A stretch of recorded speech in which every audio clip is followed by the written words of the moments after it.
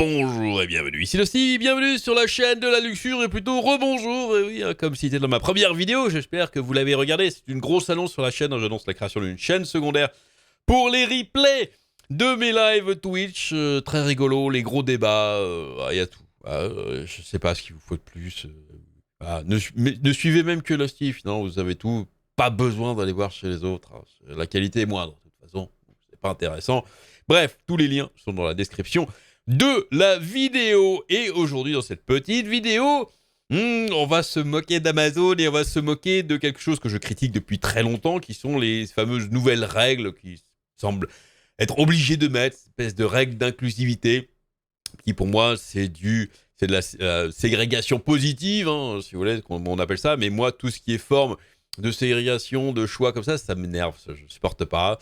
Bref, la discrimination positive. Voilà. Toute forme de discrimination me hérisse le poil, je ne supporte pas ça. Donc, même la positive, ça m'énerve. Voilà. Et on va voir effectivement qu'ils sont pris un petit peu les pieds dans le tapis, dans les pinceaux, dans ce que vous voulez. Est-ce que vous connaissez The Wheel of Time, la roue du temps? Je ne connaissais pas personnellement. Eh bien, à la base, c'est un livre de fantasy, d'heroic fantasy avec de la magie, limite science-fiction à la limite. Voilà, c'est un monde avec des gens qui peuvent accéder à la magie et d'autres pas. C'est comme ça. Bref. Et donc, eh bien, Amazon a décidé d'en faire une série télé. Jusqu'ici, rien de bien étonnant. Un livre plutôt sympa, une série télé basée dessus. Pourquoi pas? La saison 1 s'est déroulée en fin 2021. Très bien, avec des acteurs que moi, je ne connaissais pas. J'ai pas regardé la série. D'ailleurs, du coup, je l'ai découvert et j'irai la regarder pour voir. Moi, ça m'intéresse toujours, ce genre de petite série en fond comme ça, ça a l'air toujours très sympa. Bref, et donc, eh bien, la saison est terminée et il y a bientôt la saison 2 qui va sortir. Encore une fois, jusqu'ici, tout à fait normal. Et ils ont fait une petite annonce en vidéo, ici, pour annoncer le casting de la saison 2, parce qu'évidemment, il y a les nouveaux personnages. C'est tout à fait normal. Bon, très bien, dans le cadre d'une vidéo ici, c'est marqué enregistrée pour la JordanCon. C'est pas Con, bref. Le showrunner Raph Jenkins a fait l'annonce depuis le tournage de la saison 2 de Wheel of Time au Maroc. Bon, Maroc, une très nombreuse série télé. Dès qu'on a besoin du désert, en général, on va au Maroc, Star Wars, tout ça, bref. Alors, il a déclaré, nous avons en fait obtenu la permission de vous donner une première nouvelle exclusive qui est le casting. Et c'est le casting de probablement de mon personnage préféré dans les livres, Avienda. D'accord, je ne connais pas parce que j'ai pas lu le livre, mais on va lui faire confiance, c'est son personnage préféré. J'aimerais donc annoncer ici à JordanCon pour la toute première fois que le rôle d'Avienda sera joué dans Wheel of Time par l'incroyable actrice Ayoola Smart, que vous avez ici en insert, ici, voilà, Ayoola, je ne connaissais pas cette actrice non plus. Et bon, pourquoi pas, elle va donc jouer ce rôle. Ayoola a été fantastique, a affirmé Jenkins. Elle fait partie de la scène de combat qui se passe juste au coin de la rue en ce moment. Il est donc très frappant de l'annoncer dans cet endroit où elle a vu ses mois de travail acharné à apprendre à utiliser des lances, à faire des flips, à lever un voile, et... je fais une petite parenthèse, parce que autant les mois de travail pour utiliser des lances, ok, c'est normal, utiliser des lances, voilà. Faire des flips, bon, c'est vrai que ça demande du boulot, moi je sais pas en faire, mais ça demanderait certainement des mois de travail, voire peut-être des années pour arriver à faire un flip. Par contre, lever un voile, ça, bon, ça n'a pas l'air extraordinairement difficile, mais pourquoi pas. Et à transmettre un regard mortel avec les yeux. Ça, je sais faire. Ça se voit d'ailleurs. Cette femme va vous rendre très, très, très excité de voir plus d'Ayel. Alors, Ayoola, bienvenue dans The Wheel of Time. Tout le monde commence à la googler maintenant. Faire un petit coup de Google pour voir qui c'est, qu'est-ce qu'elle a fait, pour voir des photos d'elle. Évidemment, je sais ce que vous pensez, bande de petits sagouins. Bref, vous me direz là, jusqu'ici, rien d'extraordinaire. Une saison 2, on annonce les nouveaux acteurs, une nouvelle actrice qui va jouer un rôle phare, visiblement. Le casting de Smart ne devrait pas être une grande surprise. Judkins et Prime Video ont échangé de nombreux personnages de la série de livres de Robert Jordan, c'est l'écrivain, notamment Perrin, Egwene, Ninaevae, Siuan, Sanche et Min. Où est-ce qu'il va trouver ces noms?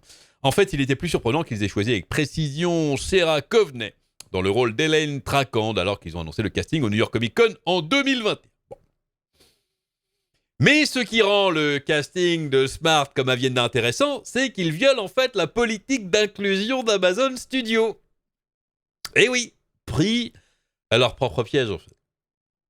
Annoncé le 16 juin 2021, la politique d'inclusion d'Amazon Studios indique très clairement qu'elle inclut l'objectif suivant. Le casting correspondra à des acteurs dont l'identité, le genre, l'identité de genre, la nationalité, la race, l'ethnie, l'orientation sexuelle, le handicap correspond aux personnages qu'ils joueront. C'est-à-dire que tout doit coller au poil de cul près. Voilà. Si le personnage dans le livre ou dans la série télé est handicapé, on va forcément chercher un acteur handicapé. Voilà. Oui, c'est idiot. Oui, je sais que c'est idiot. Ils ont fait ça sous les polémiques et tout. Il fallait coller, il fallait plus changer les personnages. C'était des polémiques, vous savez, où on s'est rendu compte que certains personnages, par exemple, dans des dessins animés, c'est un personnage black qui était doublé par des mecs blancs. Ça a choqué beaucoup. Bref, alors que moi, ce que je trouve le plus choquant surtout, c'était notamment pendant très longtemps les singes dans les dessins animés qui étaient uniquement doublés par des blacks. Ça, je trouvais ça beaucoup plus choquant. Mais visiblement, ça ne gênait pas trop. Bon, écoutez, mais là, voilà. Et c'est idiot parce que ce sont des acteurs. Normalement, un acteur, on le prend parce qu'on voit un visage, on voit un truc, et un acteur est censé pouvoir tout jouer. Hein. C'est le métier d'acteur, d'ailleurs. C'est comme ça. Bref, bon. Mais écoutez, passons, ils ont fait. Le problème, c'est qu'effectivement, le casting de Smart, ça ne correspond pas. Parce que Avienda, dans les bouquins, elle ressemble pas du tout à, comment elle s'appelle, Ayula. Mais pas vraiment du tout, en fait. Voilà. Et du coup, ils violent leur propre charte. Dans le livre The Dragon Reborn, le dragon qui renaît, de Robert Jordan, qui comprend la première apparition d'Avienda, l'auteur décrit son apparence des yeux bleu-vert, raté, et des cheveux roux, coupés courts, à l'exception d'une queue étroite, qui pendait à ses épaules. Des bottes aux genoux souples et lacées, et un manteau et une culotte près du corps, le tout dans les tons de terre et de roche. Une telle coloration et tel habillement lui avait été décrit une fois. Cette femme était Aiel. Jordan a également fourni ceci pour la décrire également. Elle ressemble à la cousine de Rand. Alors, je ne sais pas à quoi ressemble Rand, mais on a un petit peu des détails, parce que les illustrateurs ont utilisé les descriptions donc, de l'écrivain pour la mettre. Une couverture de livre électronique pour The Pass of Daggers montre également clairement Avienda comme une femme blanche aux cheveux roux, bien que ses cheveux devraient être plus courts. Normalement, c'est les cheveux courts, mais voilà, elle est là, à gauche, là. Voilà. C'est pas Ayula. Ayula, elle ressemble pas à ça du tout. Voilà. Robert Jordan a également fourni des notes sur les personnages sur lesquels il a modélisé ses personnages. Pour Avienda, il a imaginé une jeune Sophia Loren, une actrice très connue, pour ceux qui ne connaîtraient pas, mais c'est pas Ayula non plus. Elle ressemble pas à Sophia Loren. Ayula. Voilà. Que pensez-vous de ce casting? Que pensez-vous du fait qu'il viole de manière flagrante la propre politique d'inclusion d'Amazon Studios, pris à leur propre jeu, évidemment. Voilà, c'est comme ça quand on vient à faire des règles super strictes, idiotes, alors que le casting, finalement, de base, n'aurait peut-être choqué absolument personne. Je veux dire, peut-être les 2-3 puristes du bouquin. Moi, de base, ça me choque pas tellement, pardon. Quand on change, comme ça, quand on fait ce qu'on appelle vulgairement du race swapping, quand, évidemment, ça colle toujours à l'histoire. Finalement, que s'il n'y a pas une ethnie derrière une race qui est bien décrite à part dans le monde fantastique, je rappelle, ce sont des mondes fantastiques, donc il y a des peuplades qui viennent de différentes contrées, qui ont des caractéristiques bien précises, et donc du coup, là, que l'acteur colle à une caractéristique bien précise, ça ne me gêne pas trop. Qu'on fasse de la diversité, tout ce que vous voulez, du changement, quand effectivement il n'y a pas ça derrière, quand on s'en fout complètement, c'est pas gênant. Mais là, pris à leur propre piège, voilà. Est-ce qu'il y a quelqu'un qui va leur faire la remarque? Bon, alors évidemment, il y a quelques personnes qui ont soulevé ça sur les réseaux sociaux, mais j'ai pas vu de retour dessus, en disant, effectivement, non, Amazon, voilà. Ça aurait été... Allez, on va être taquin, ça aurait été dans l'autre sens, à mon avis, il y aurait énormément eu de remarques. Voilà. Mais là, évidemment, ça gêne personne. Et ça devrait gêner personne, d'ailleurs. Donc, bref, arrêtez avec vos politiques comme ça, engagez des bons acteurs qui collent à ce que vous imaginez du bouquin, à la retranscription du script du bouquin, et avec des belles histoires, avec des trucs qui marchent bien dans le scénario. Et voilà, il n'y a pas besoin de plus. Bref, allez, j'espère que cette petite vidéo vous aura plu. Dites-moi ce que vous en pensez dans les commentaires. Amusez-vous bien.